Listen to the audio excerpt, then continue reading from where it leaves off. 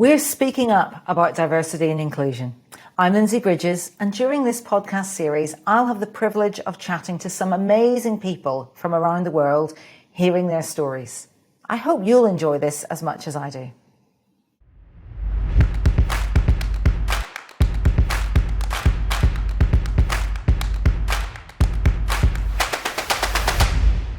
I'm truly excited today to be talking to Kimberly and Will, two of our college graduates working in our North America business. We're going to be chatting about Generation Z and the diversity and values that these young people bring to the workplace. Gen Z, also known as digital natives or even as Zoomers, make up around 20% of the world's population, and they really are the first generation to have grown up with the internet. So, Kimberly and Will, thank you so much for joining me today. And Kimberly, let's start with you. Just tell me a little bit about yourself. Yeah, my name is Kimberly Ramshi. I am 24 years old, born and raised in Central Ohio. I went to Ohio University down in Athens, Ohio. I studied communications and had a minor in journalism and business. I was heavily involved in our TV station down on campus and found out about DHL during a career fair. I have been with the company since 2020, and I'm currently an operations supervisor helping out with our outbound operation. Cool. Nice to have you in the business, Kimberly. And Will, what about you? What did you do at college? Hey, so yeah, my name is Will Buggs. I'm originally from North Carolina, where I graduated from North Carolina A&T. My major was public relations with a minor in marketing. And so, kind of like Kimberly, I also got my degree in journalism as well. And the way I found out about DHL was at a career fair. During my senior year, I went to the career fair, talked to one of the recruiters at the booth, and they were giving me a lot of good information about DHL and what they offered and, kind of what they, were bringing to the table. So did a little more research and, I was really interested. So applied, went through the college recruit process, and now I'm an operations supervisor at the Carlisle site in Pennsylvania. So I've been there for about a year now, and so far since I've been here, it's been great. Cool. Good to hear that, and good to hear that you've moved around well and are enjoying doing that. Kimberly, if I just start with you, when you were finishing college and you were beginning to look for job opportunities, what kind of things was it that you were looking for when you were thinking about the world of work? It was definitely intimidating going from college, looking out into a bunch of different businesses and industries that you can get involved in. And especially coming from a communications background, I kind of had every option that I wanted. There wasn't really like a niche I could go into. One thing that I was taught was that a business also has to sell themselves to you. You don't necessarily need to be on the one-sided relationship, only talking about yourself. And DHL definitely sold themselves to me. The first time that I clicked on their website, the first thing I saw was Go Green, and sustainability is really important to me, and I believe our generation in general.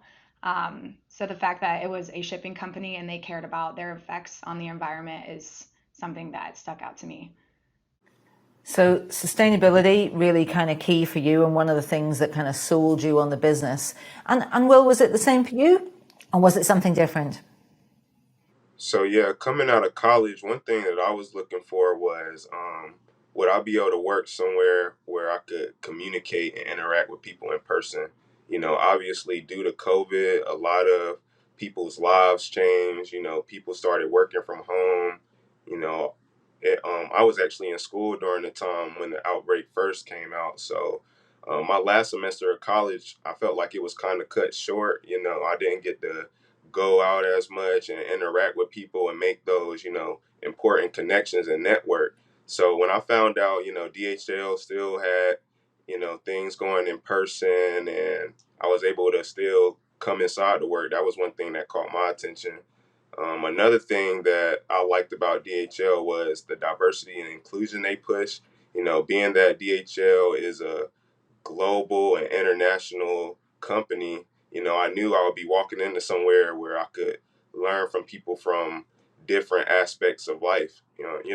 I know particularly at my site, it's a lot of people that speak Spanish, speak, Somali, all kinds of different languages. And I just thought that was pretty cool because, it just made me feel like, I could be a part of something bigger than myself, and I could just learn things from different people. So, that was a major thing for me. And then lastly, I would just want to say, DHL seems like they're always innovating, whether it's digitally, economically, like Kimberly was saying, the Going Green initiative that caught my attention because it just shows that, it's a company that cares. It's not just about, making money and, things like that. So, yeah, I just like how DHL is constantly innovating, keeping up with the new trends.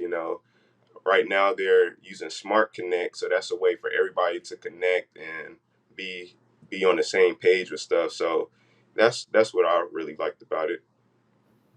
So that's great. I mean, I think what you're both saying there is when you were looking for opportunities, the things that stuck out for you were around the sustainability agenda, the diversity agenda, the inclusion, and some of the innovation and the digitalization work. So if I just think for a moment about you, about your friends, your peer group, your kind of generation, what is it that you think, your group, your generation think differently about the future of the workplace? Kimberly, what do you think? I think definitely our generation is thinking about the different effects of COVID. A digital world is right in front of us and it's doing nothing but growing. And like Will was saying, DHL does a great job with that. We are always looking forward and growing with the trends, especially with online shopping multiplying. This is a great company to work for. I mean, we're just expecting to grow. And I think our generation is definitely worried about the future of their own careers. They're worried about sustainability for sure, digitalization, and how they can keep up, how a company can keep up with the times. Yeah.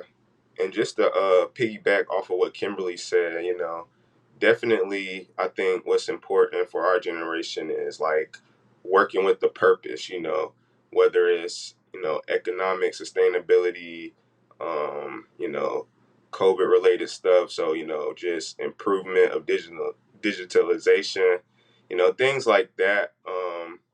We just want to work somewhere that we know we're making a difference, not just coming into work and punching in a clock. So I think DHL does a great job of doing that and marketing that to us.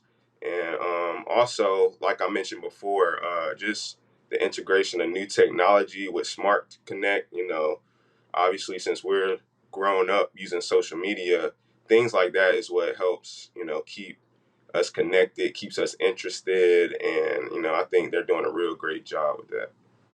So, Will, you've talked there about, and Kimberly both, you've talked about the things that you're looking for or the things that companies can provide around the purpose, sustainability, digitalization, etc. But what do you bring as a generation, not as individuals, but as a generation? What does Gen Z bring to the workplace? Will, maybe you could kick us off a few ideas on that. I think we bring, a bunch of fresh ideas. Like I said, we like to stay connected. So we're always researching new ways to do things, different ways to, go green, save the environment. So, yeah, I think we bring a lot to the table. Also, I think one thing that sets us apart is like we're not afraid of trying new things. So, for example, like diversity and you know technological advances. The Teams app has gotten more important. So, video chatting. We're not afraid to basically make a mistake and just do new things. So that's what I would say. And Kimberly, have you got anything that you could add to that? What else? What sort of things does Generation Z bring to the workforce, or teach us as maybe managers from a different generation? Yeah, the first word that comes to mind is ambition. I mean, our generation has been faced with a lot of adversity, especially with coming into the working world during COVID. We've had to deal with a lot of changes on our feet, and we've had to hear a lot of, oh, before COVID, or oh, back when so and so happened. We've had to bring a lot of ideas to the table, and I think that's just natural for our generation, and we're happy to be that face of change. So yeah, definitely ambition. And just building on what you said there, and you both mentioned COVID and how challenging that was for you, maybe disrupted the end of your college, maybe made it difficult coming into work. How big an impact do you think the COVID pandemic's had on your generation, particularly those of you at your age group coming out of college in the last couple of years? I think it had a huge impact because, like I said previously, that personal interaction, you know, was basically cut short. So I know while I was in college, we was in the habit of going to class, the daily routine. Now, out of nowhere, we were forced to change and, be able to adapt to something new. So, I think it's had a huge impact, for better or for worse for some people. Some people like this new way of how we're doing things and some people don't. So yeah, I think, the biggest thing we've learned from this is, always being able to adapt. And I think that's kind of what's helped our generation, because now, I feel like whatever situation that we're put in, we can handle it. So that's my thoughts on it. And Kimberly, what about you? I mean, adaptability is coming out very strongly there from Will. Is there anything else you feel that you've learned through the last couple of years through the pandemic? Yeah, I agree with Will completely. COVID has affected everything about my working life, especially jumping into a logistics company. That side of business, going from brick and mortar into online shopping, has grown. And Will and I did not join an industry where we could work from home. I mean, we had to be out on the floor making sure those orders are getting out, and it did create really strong relationships with me and my coworkers, which is really important for me. And not only have I gotten to know the people inside my building, but just DHL in general. I mean, I'm close with people who are in inventory and quality, in the corporate offices, in college recruiting. I mean, I've just met so many amazing people through this company, and that's really important for me. So, Kimberly and Will, both you've shared with us some of the reasons why you've joined DHL as an organisation, and some of those aspects around sustainability, diversity, digitalisation. But it's great that we've been able to attract you in. But what is it that business leaders need to do to make sure that we retain you and people like you, Generation Z, in the workplace? Yeah, I think Will and I have the upper hand coming from a communications background. I mean, we really enjoy being around people, getting to know them, communicating different types of tasks that they need to complete. But it's definitely challenging coming in and asking people older than you and coming from different backgrounds, have worked with DHL for a long time, especially without maybe a college background. But at the same time, it's challenging, but it's fun. Just getting to know people, and it makes work interesting. Every day is different. Every day you meet someone new, or you build that relationship even stronger. So even though it is challenging coming in as a new manager, just have fun with it. Oh yeah, and if I can just add one more thing to what Kimberly was saying, she said, supervising people from different aspects of life and like from different places. Also a particular thing at my site is the language barrier. So also trying to supervise people that don't even speak the same language as you was really tough for me. I know we have translators on site, but still, it's still not the same of just talking to them, you know, face to face or whatever, or directly. So, you know, just like Kimberly said, it was tough, but at the same time, it's fun because you get to meet and understand, how they think and, the way they work. So that's just another thing that I had to deal with. That's interesting to hear that. You've got age diversity, you've got language diversity, you've got different nationalities, different types of people that you're both learning how to manage, in your first management roles. If we just build on that a little bit and think about this concept of inclusivity as organizations, and if you think about DHL or organizations in general, what is it that we could do better to build a more inclusive culture within businesses? Kimberly, what do you think? I think making sure that it's a safe work environment where people feel like they can express themselves. My friends make fun of me all the time. I really enjoy my job. I really enjoy the people that I work with, and everyone that I've met at DHL. I'm being 100% honest. Just making sure that people feel they can be themselves. I mean, we're here 40 plus hours a week, so you don't want to come in and feel uncomfortable and like you can't speak up. So I think our generation has a lot to say, and what businesses can do is listen. That's great advice, actually, in terms of listening to everybody who wants to speak up and helping people have that safe environment. I would say encourage people to bring their true selves to work every day is how I put that. And Will, have you got anything different you want to add to that? Yeah, just allowing people to feel comfortable, be themselves, help them feel included. So, like, for example, like I just mentioned, we have people that speak different languages. So, when they come in, maybe having posters and signs, that's in their language. I know in the mornings when I give pre-shift presentations, a lot of times we might have slides that are in Spanish so they can understand it, and just doing things to help them feel involved and be able to express themselves. Sometimes we have events where we had like Jersey Day last week, due to the Super Bowl, so people were allowed to come in and wear their favorite sports jersey.